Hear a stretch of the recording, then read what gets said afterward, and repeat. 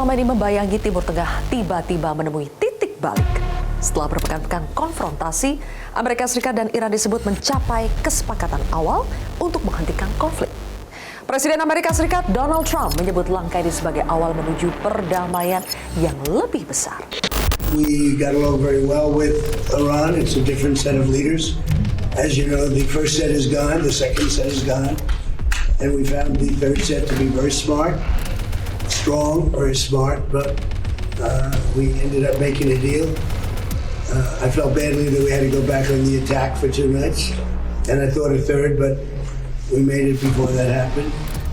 But I think a lot of great things are going to happen in the Middle East right now, and very importantly, the oil is plummeting down.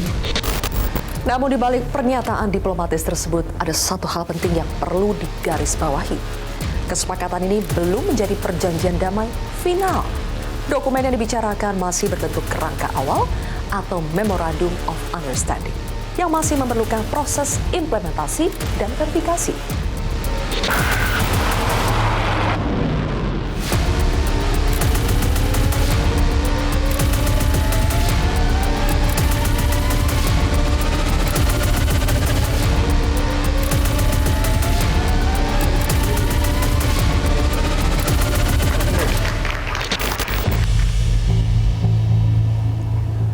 Lalu apa saja isi dari kerangka kesepakatan yang disebut sebagai terobosan diplomasi ini?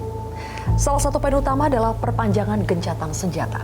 Masa transisi sekitar 60 hari disebut akan menjadi waktu untuk membangun kepercayaan sekaligus membuka ruang bagi negosiasi lanjutan. Dalam periode ini, kedua pihak diharapkan menahan aksi militer dan menjaga agar konflik tidak kembali meluas.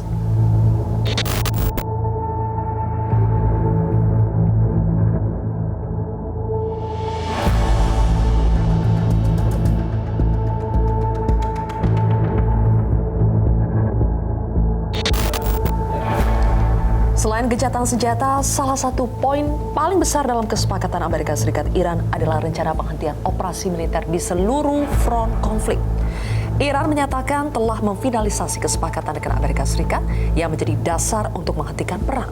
Penghentian ini tidak hanya berlaku untuk Iran dan Amerika Serikat saja, tetapi juga menyentuh front konflik lain termasuk di Lebanon. Langkah ini disebut sebagai upaya untuk menghentikan eskalasi setelah konfrontasi antara Israel dan Iran meningkat dalam beberapa pekan terakhir.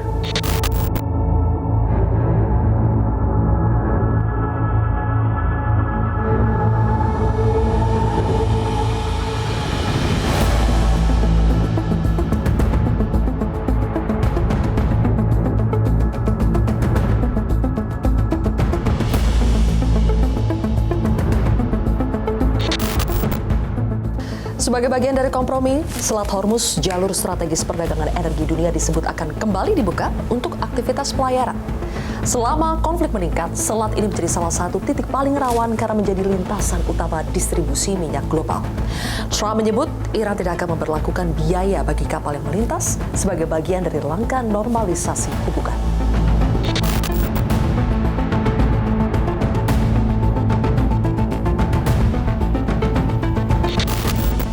Selain menghentikan konflik militer, salah satu bagian penting dalam kesepakatan Amerika Serikat Iran adalah masa depan tekanan ekonomi terhadap Teheran. Selama bertahun-tahun, Iran menghadapi sanksi berat dari Amerika Serikat dan negara-negara barat. Sanksi ini membatasi akses Iran terhadap sistem keuangan internasional, menghambat ekspor minyak, serta menekan sektor ekonomi strategis yang menjadi sumber pendapatan negara.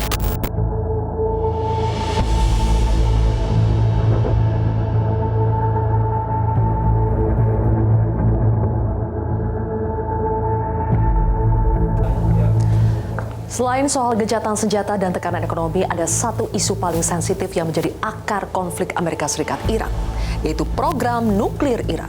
Selama dekade terakhir, program nuklir Teheran menjadi sumber ketegangan antara Iran dan negara-negara barat.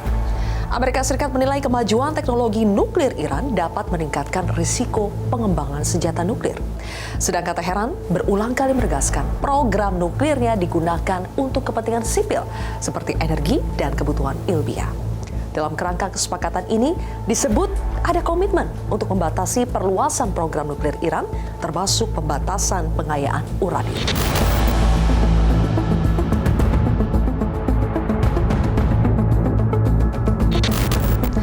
Di sisi lain, Iran juga menuntut pengakuan atas haknya mengembangkan teknologi nuklir untuk tujuan damai. Dan disinilah titik ujian terbesar kesepakatan ini. Apakah kompromi antara Amerika Serikat dan Iran benar-benar bisa bertahan dalam jangka panjang? The one thing that's happening that's of note, frankly, the only thing that really matters to me is Iran will never have a nuclear weapon. And it says it loud and clear. They're not going to develop it. They're not going to buy it. They're not going to do anything with it. And if they do, they suffer unbelievable consequences. Di tengah kabar diplomasi Amerika Serikat, Iran tidak semua pihak menyambut dengan optimis. Israel menilai kesepakatan ini belum sepenuhnya menjawab ancaman yang mereka khawatirkan, terutama terkait program rudal Iran dan jaringan kelompok sekutu Teheran di kawasan. Bagi Israel, menghentikan perang saja tidak cukup. Yang dibutuhkan adalah jaminan jangka panjang bahwa Iran tidak akan kembali memperkuat kapasitas militernya.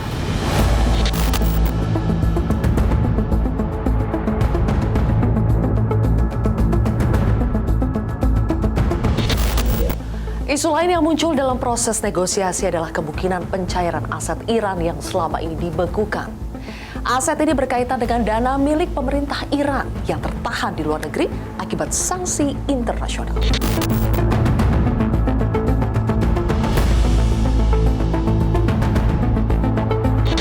Sejak bertahun-tahun, Washington memberlakukan pembatasan ekonomi terhadap Iran, termasuk membatasi akses terhadap sistem keuangan global.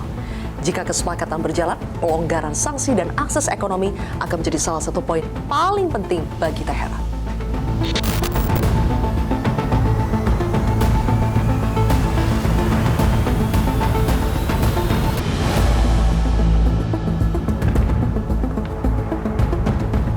Setelah kerangka kesepakatan dicapai, kapan perjanjian ini akan resmi ditandatangani? Berdasarkan pernyataan Presiden Amerika Serikat Donald Trump serta Perdana Menteri Pakistan Shehbaz Sharif yang disebut berperan sebagai mediator, penandatanganan nota kesepahaman atau MOU dirancang akan dilakukan di Swiss pada Jumat 19 Juni. Langkah ini akan menjadi momen penting karena akan menentukan apakah kesepakatan awal ini hanya menjadi pernyataan politik belaka atau berkembang menjadi dasar perjanjian damai yang lebih permanen.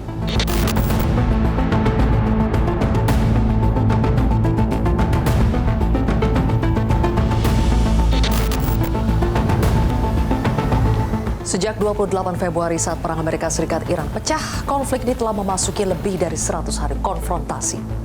Kini diplomasi menjadi jalan untuk menghentikan pertempuran yang telah mengguncang Timur Tengah. Kesepakatan ini menjadi ujian apakah dua musuh lama benar-benar siap meninggalkan konfrontasi. Karena perang bisa dihentikan dengan tanda tangan di meja diplomasi, tapi perdamaian hanya akan bertahan jika setiap pihak menjalankan komitmen yang sudah disepakati.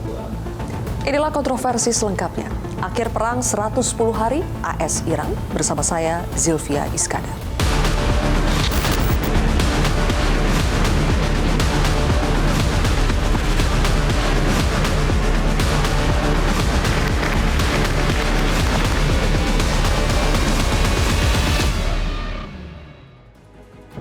Akhir perang 110 hari AS Iran bersama saya Zilvia Iskandar dan 3 narasumber di studio Metro TV.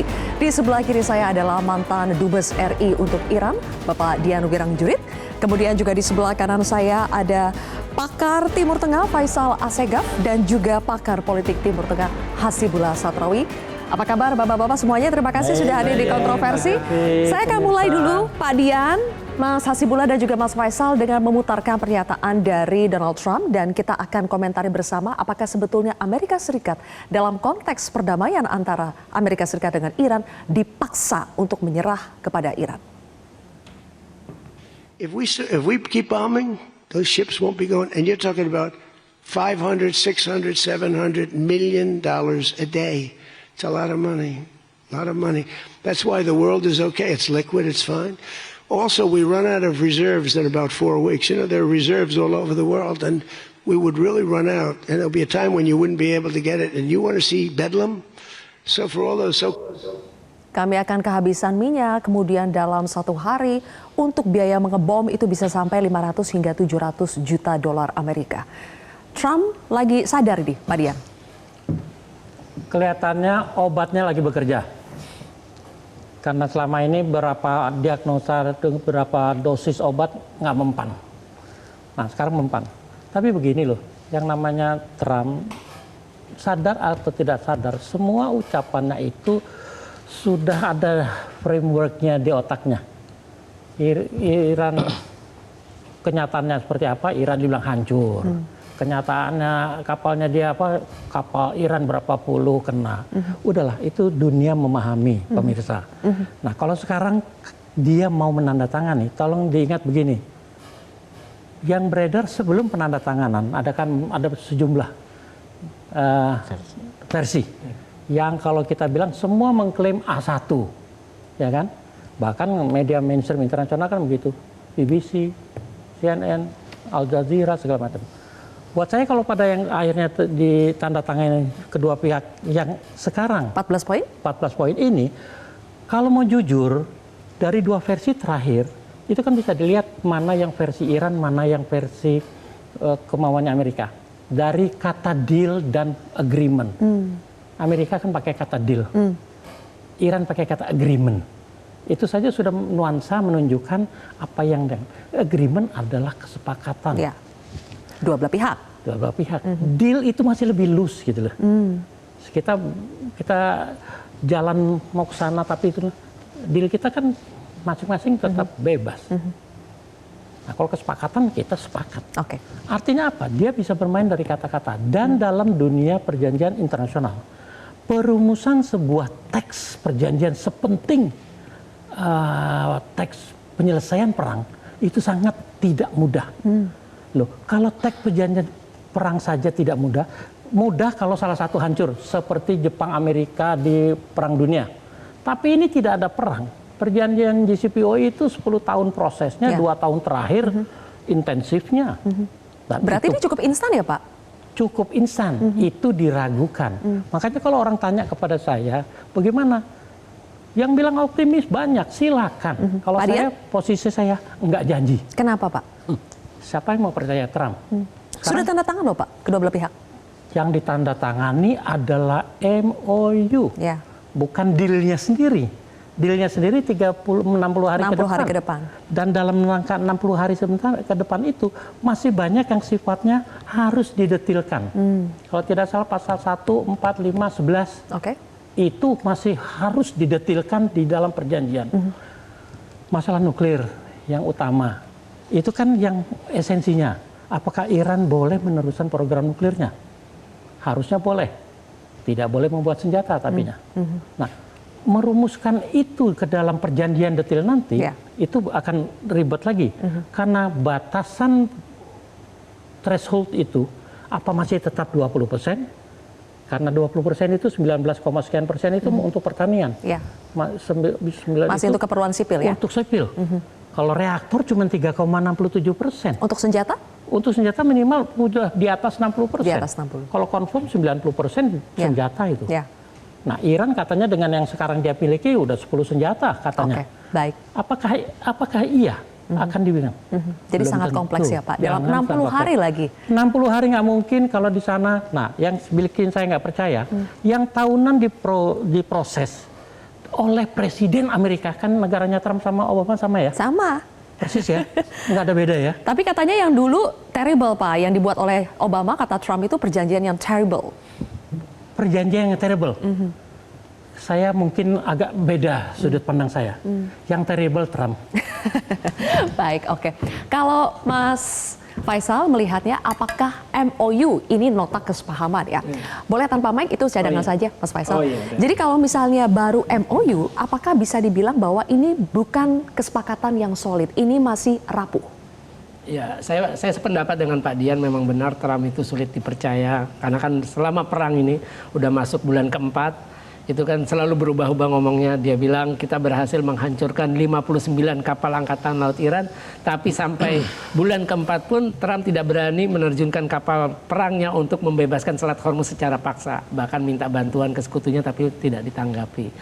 Terus yang kedua, kalau saya melihat MOU ini kan ada nota kesepahaman, ini kan ada beberapa poin. Poin yang paling penting itu adalah penghentian, yang paling pertama penghentian perang di semua front, termasuk Lebanon. Nah ini sampai sekarang Trump tidak bisa memaksa Netanyahu untuk ikut dalam poin itu tunduk atau patuh pada itu, dan Netanyahu maupun Menteri Pertahanan Israel kan sudah bilang mereka tidak merasa tidak terikat dengan semua nota kesepahaman yang karena yang tanda tangan juga Trump bukan Netanyahu ya. Benar, memang seperti itu. Jadi memang kalau saya melihatnya begini, kenapa akhirnya Trump mau menandatangani ini, dan memang sebenarnya belum versi asli ya. Jadi yang sudah beredar versi Al Jazeera, terus Bloomberg ataupun di media Iran ada seperti Press TV, itu sudah dibantah oleh kantor berita Tasnim.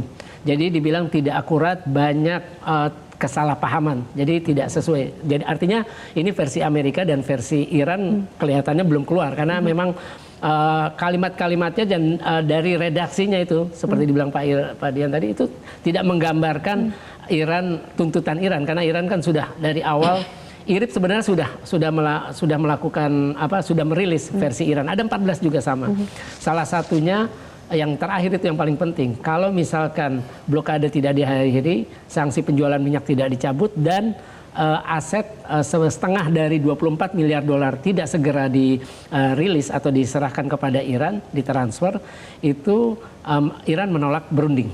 Nah, jadi penandatanganan ada prasyarat lagi sebelum berunding 60 hari memang itu ya. Benar. Nah, itu menunjukkan ya itulah Iran yang sebenarnya, bukan versi yang sekarang sudah beredar. Harusnya kan kalau ditandatangani 2 MOU sama dong redaksionalnya harusnya. Mungkin satunya Iran, satunya bahasa Inggris gitu ya, tapi harusnya kan sama poinnya. Nah itu makanya kita belum lihat versi resmi dari masing-masing. Ini kan baru yang diungkap oleh media, dan itu pun sudah dibantah oleh media Iran. Yang jelas sih kenapa akhirnya Trump sampai pada nota kesepahaman itu menunjukkan ya Trump simbol bahwa Trump sudah menyerah terhadap Iran. Jadi dipaksa menyerah ya? Iya, memang. Karena seperti omongan dia, kalau kita perang lagi kita harus keluar 700 juta. Padahal menurut Iran War Cost Tracker itu 1 miliar lebih per hari untuk operasional perang. Makanya baru kali ini sepertinya Trump mengakui kelemahannya. Itu ada apa ya kalau Mas Faisal baca? Ya tentu saja melihat situasi dalam negeri politiknya kan, karena kan tingkat kepuasan masyarakat sudah di bawah 30%, terus juga sudah banyak demonstrasi, harga BBM berpengaruh, itu kan semua mempengaruhi popularitas Trump, dan juga kesempatan Republik nanti dalam pemilihan setelah melawan Demokrat akan semakin berkurang. 5 bulan lagi ya? Oke. Mas Hasibullah, nanti kita akan mendalami poin-poin yang krusial dalam 14 poin yang sudah tersebar, perjanjian antara Amerika Serikat dengan Iran. Tapi kami harus jeda terlebih dahulu, pemirsa tetaplah di Kontroversi.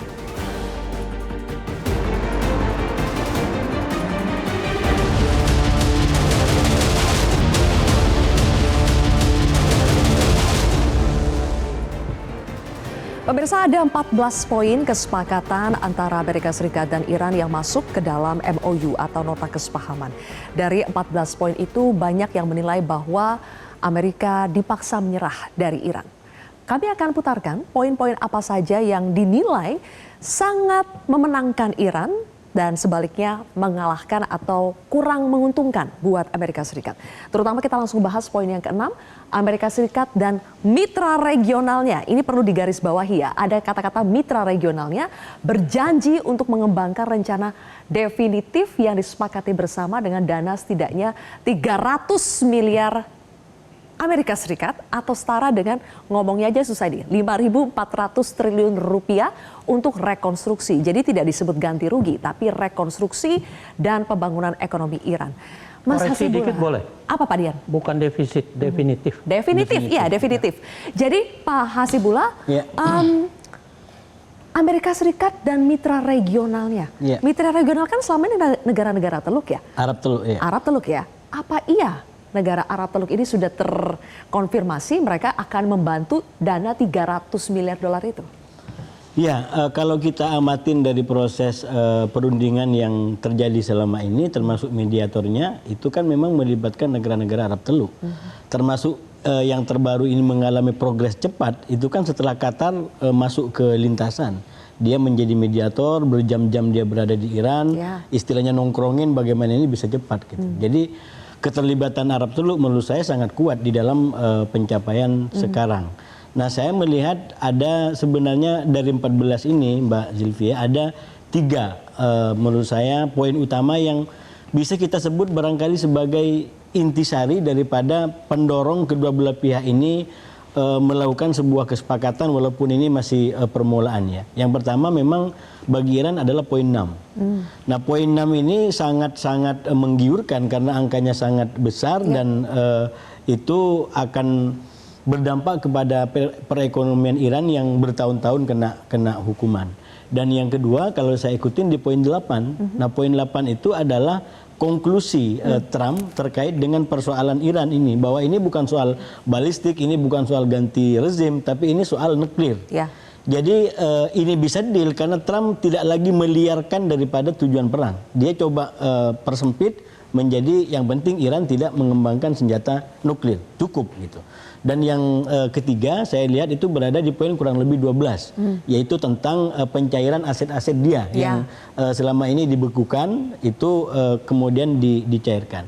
Nah, ini nyambung sedikit Mbak Zilvia ke sebelum ke yang terbaru ya, ke yang disampaikan Pak Dian dan Mas Faisal tadi, bahwa saya membaca yang dimiliki Metro ini mendekati beberapa versi yang belakangan sepertinya memang sudah apa namanya sudah mufakat, sudah satu gitu.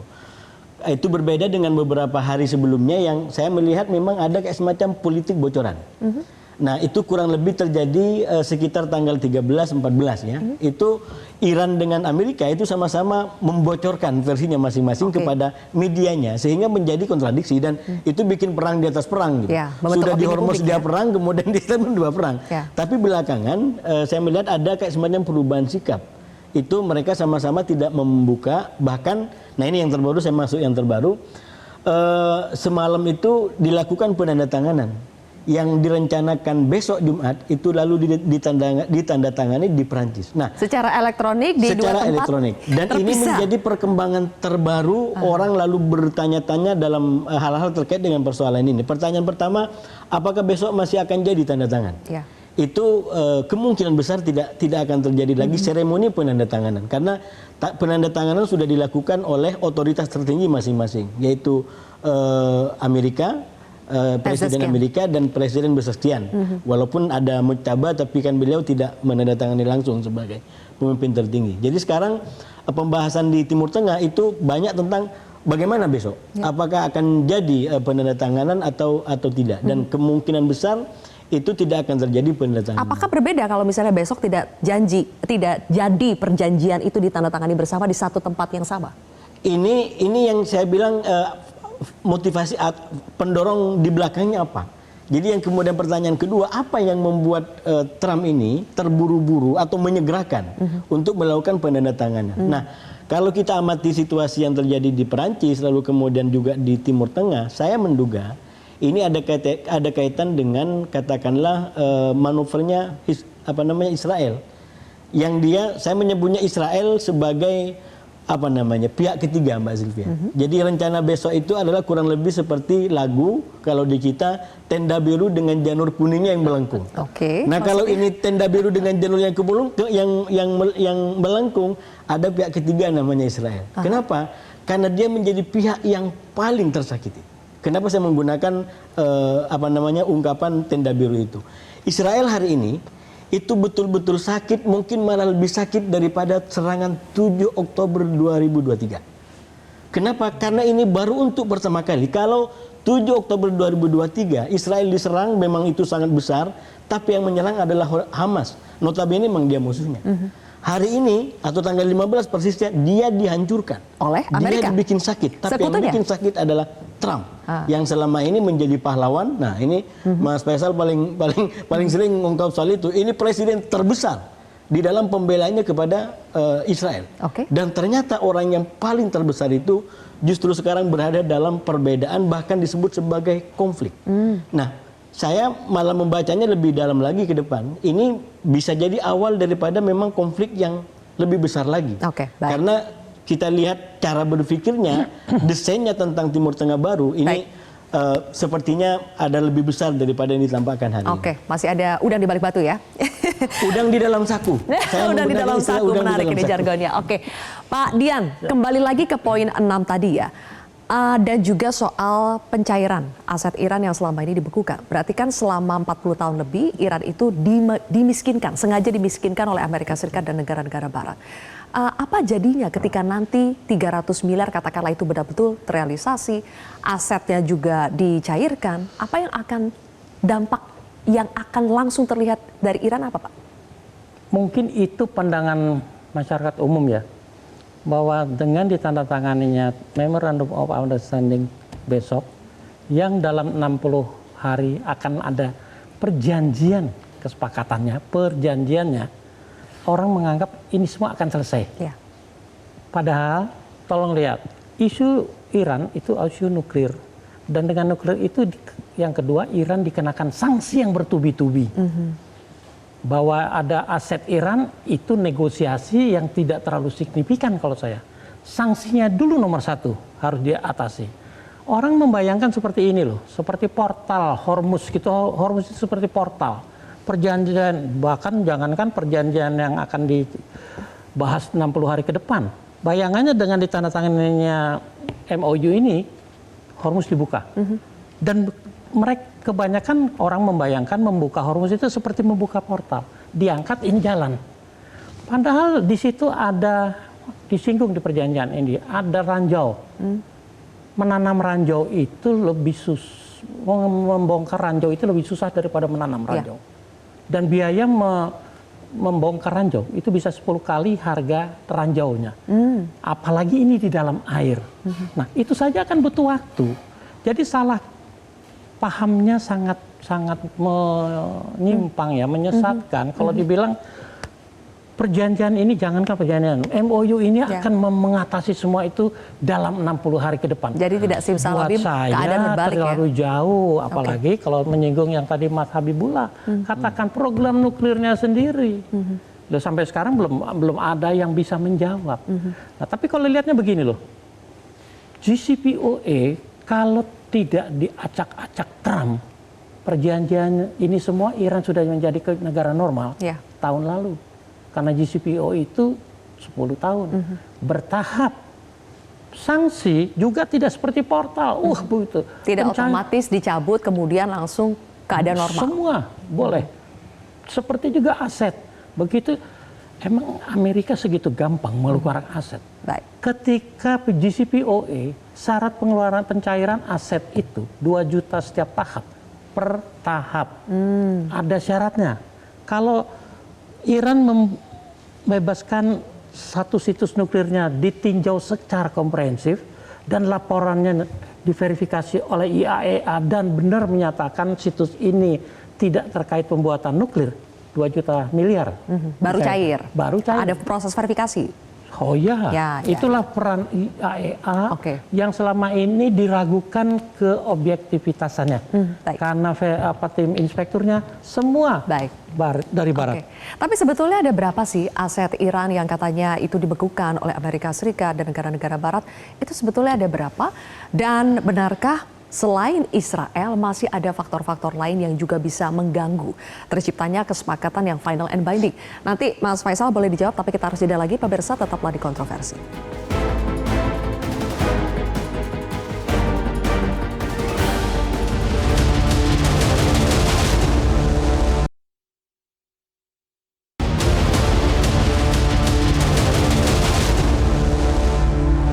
Mr. President, what are the expectations for Israel? Can this deal survive if Israel attacks Lebanon?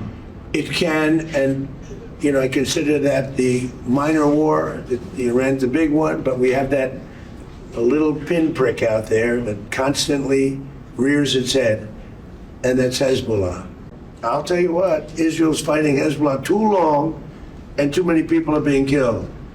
And you don't have to knock down an apartment house every time you're looking for somebody, because there are a lot of people in those apartment houses, and they're not all Hezbollah, that I can tell you. And I suggested to Israel to let Syria take care of Hezbollah. Because to be honest with you, I think they do a better job of doing it. Without us, without the United States, there would be no Israel. Without me, there would be no Israel, because no other president was willing to do what I did. I've had a great relationship with Bibi, but now Bibi has to be more responsible with respect to Lebanon. Israel has handled themselves with Lebanon and with Hezbollah. They should have been able to do the job faster. It just goes on forever. And when that happens, it throws a negative light on the big deal, and that's the deal with Iran. Mas Faisal membaca pernyataan Trump yang barusan, apa artinya? Apakah betul Israel tidak akan ada apa-apanya tanpa Trump dan sekarang hubungan mereka sudah renggang karena adanya kesepakatan awal Amerika Serikat dengan Iran ini? Kalau saya sih nggak terlalu percaya ya, itu kan cuma istilahnya omongan Trump saja, tapi pada hakikatnya Trump ini kan perang terhadap Iran ini bagian dari jasa yang ingin diberikan Trump terhadap Israel. Kita tahu ketika Presiden Bill Clinton menandatangani, ini dari Partai Demokrat, menandatangani undang-undang namanya Jerusalem Embassy Act tahun 1995 yang memaksa siapapun presiden, mewajibkan Presiden Amerika yang berkuasa saat itu untuk memindahkan kedutaan besar Amerika dari ibu kota Tel Aviv ke Yerusalem. Itu ada klausul tambahan, kalau dirasa sensitif itu bisa diundur tiap 6 bulan. Jadi ada evaluasi tiap 6 bulan, apakah layak atau tidak. Nah dari 95 baru pada 6 Desember 2017 Trump menyatakan bahwa mengakui Yerusalem baik barat maupun timur sebagai ibu kota Israel.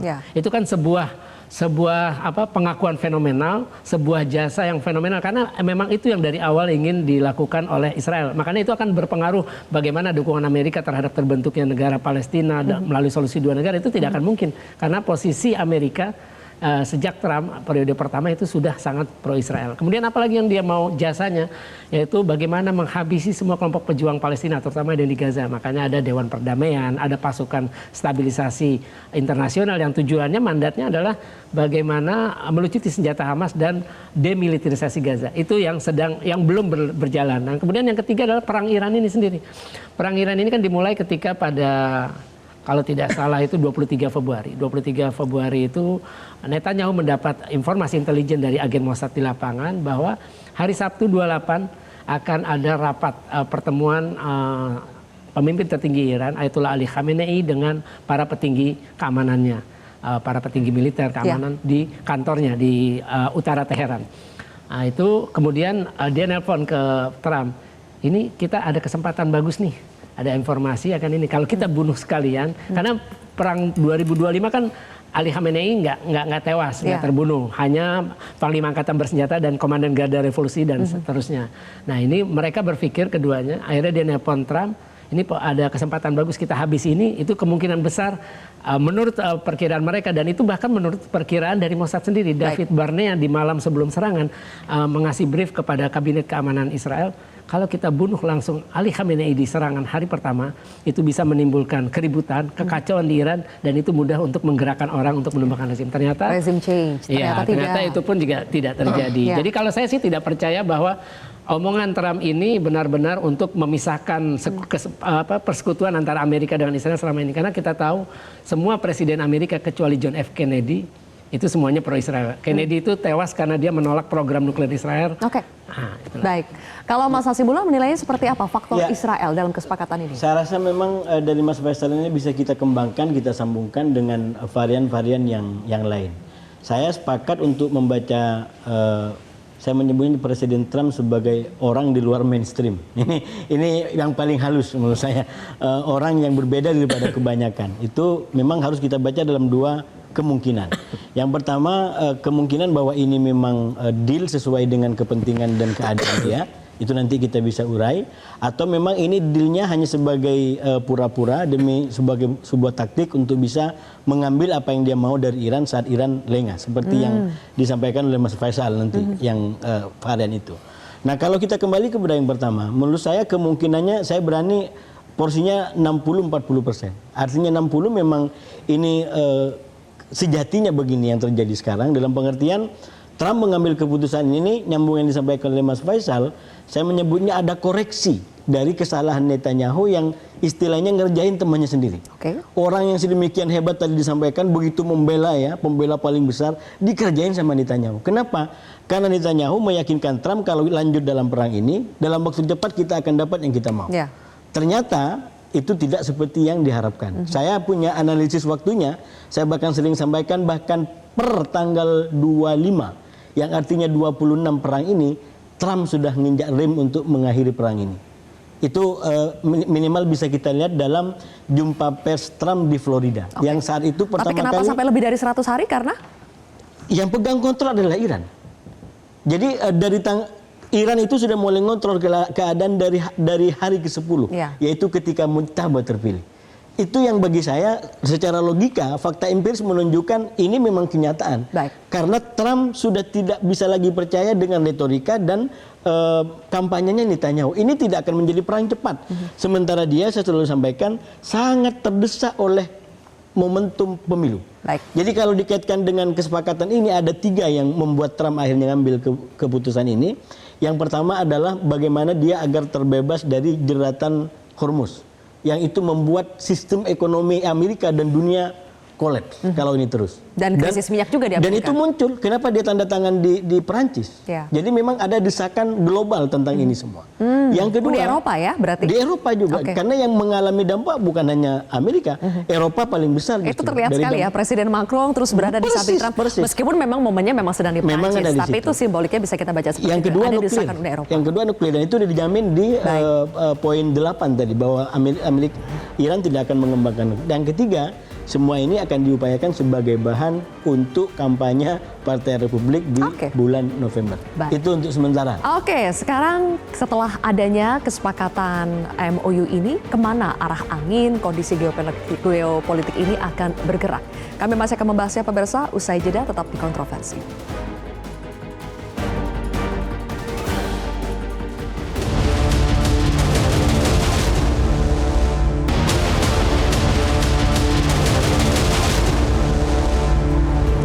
Ada waktu 60 hari untuk proses negosiasi tahap berikutnya untuk menyepakati soal bagaimana nasib uranium dan juga nuklir Iran, kemudian soal realisasi pencairan aset-aset Iran yang dibekukan dan sebagainya.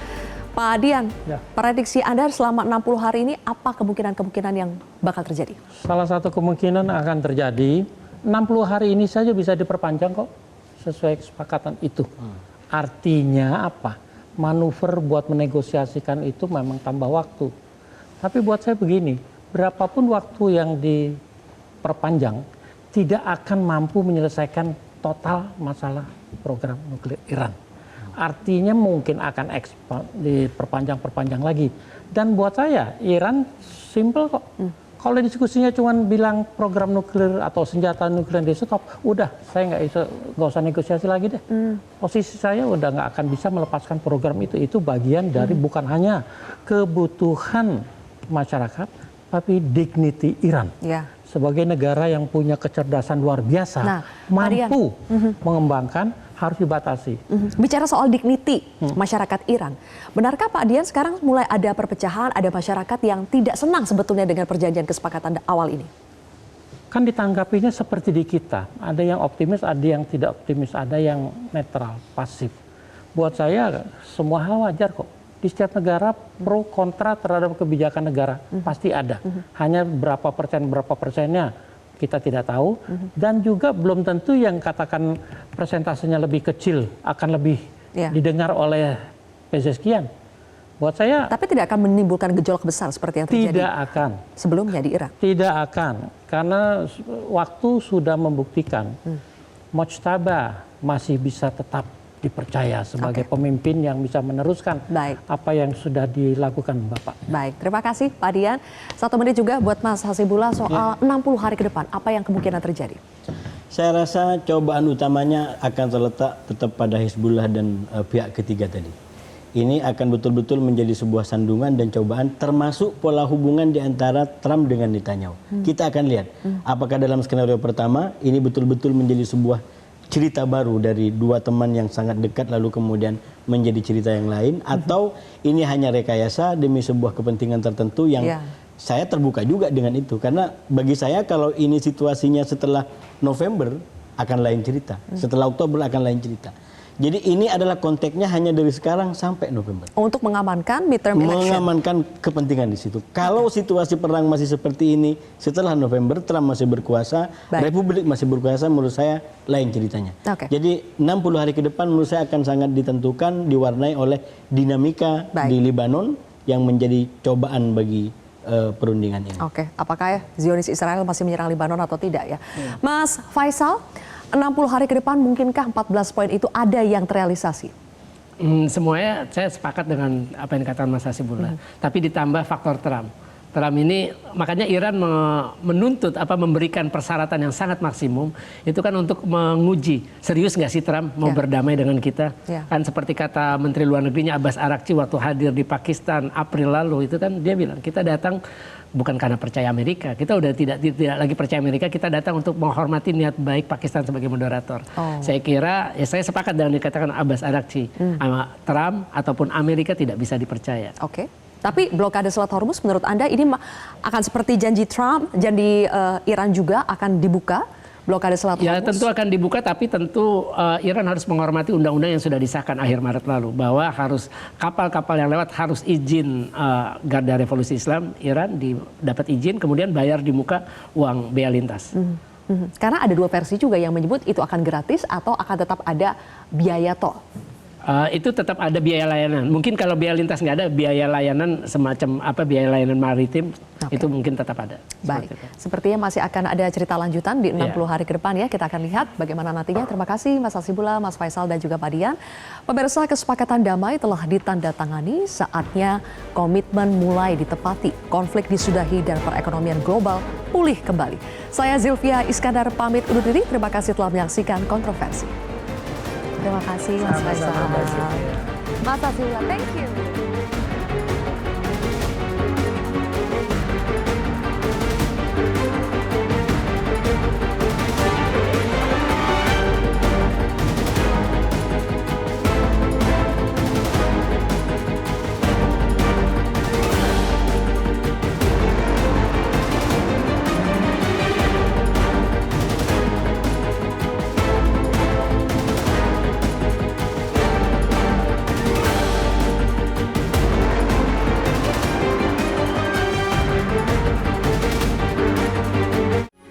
Metro TV.